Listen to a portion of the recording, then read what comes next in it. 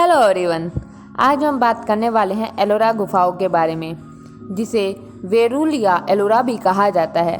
इससे पहले हम अजंता गुफाओं के बारे में जान चुके हैं।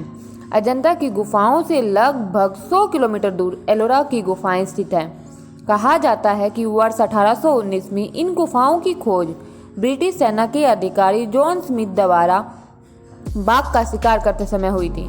विश्व प्रसिद्ध अजंता एलोरा की गुफाएं हमेशा से ही जिज्ञासा और पर्यटकों के आकर्षण का केंद्र बनी रही है। एलोरा एक पुरातात्विक स्थल है जो भारत में औरंगाबाद महाराष्ट्र से 30 किलोमीटर की दूरी पर स्थित है।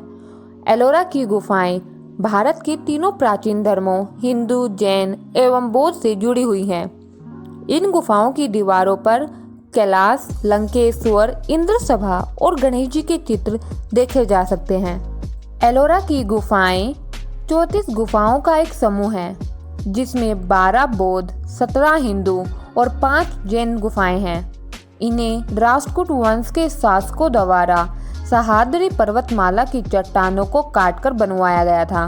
गुफा संख्या 1 से 12 बौद्ध स्मारक गुफाएं हैं और ये गुफाएं दक्षिणी किनारे पर स्थित हैं और इनका निर्माण 600 से 730 ईस्वी पूर्व के बीच हुआ था।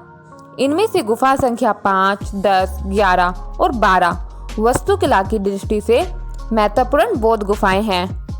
गुफा संख्या 13 से 29 हिंदू स्मारक गुफाएं हैं। हिंदू गुफाओं का निर्माण कलचुरी काल के दौरान 6वीं शताब्दी के मध्य से 8वीं शताब्दी के अंत तक 2 चरणों में पूरा किया गया था।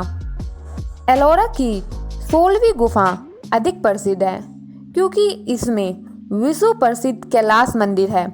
इस मंदिर की खास बात यह है कि इसे ऊपर से नीचे की ओर चट्टानों को काटकर बनाया गया है, जो 300 फुट लंबा और 175 फुट चौड़ा है। इसे 100 फुट से भी ऊंची एक सीधी ढाल से उकेरा गया है।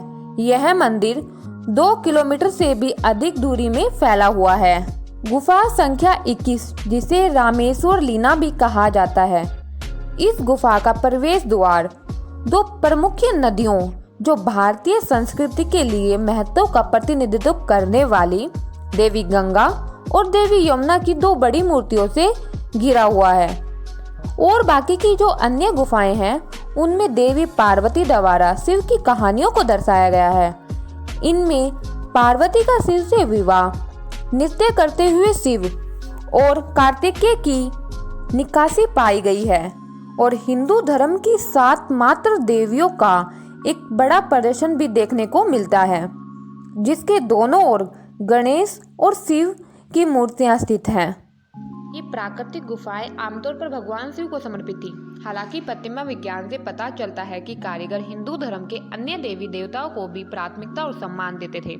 इन गुफा मंदिरों की एक सामान्य विशेषता मंदिर के केंद्र के भीतर एक चट्टान को काटकर बनाई गई लिंग योनि थी, जिसमें से प्रत्येक के चारों ओर परिक्रमा के लिए एक जगह बनाई हुई थी। गुफा 29, जिसे घूमर लीना भी कहा जाता है, एलोरा की सबसे पुरानी और सबसे बड़ी खुदाई में से एक है।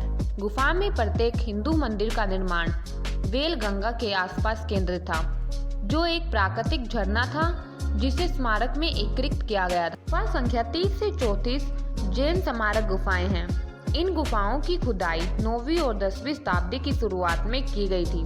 ये गुफाएं बौद्ध और हिंदू गुफाओं से छोटी है।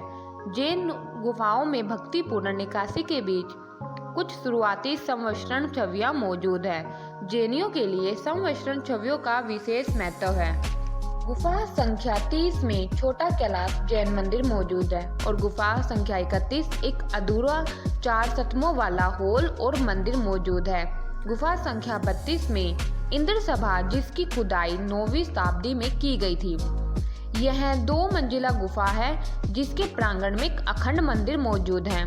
गुफा संख्या 33 जगन्नाथ सभा, जो एलोरा की दूसरी सबसे बड़ी जैन गुफा है और स्तंभों पर शिलालेखों के अनुसार यह 9वीं शताब्दी की है। गुफा संख्या 34 एक छोटी गुफा है जिसमें गुफा 33 के बाईं ओर एक छेद के माध्यम से पहुंचा जा सकता है।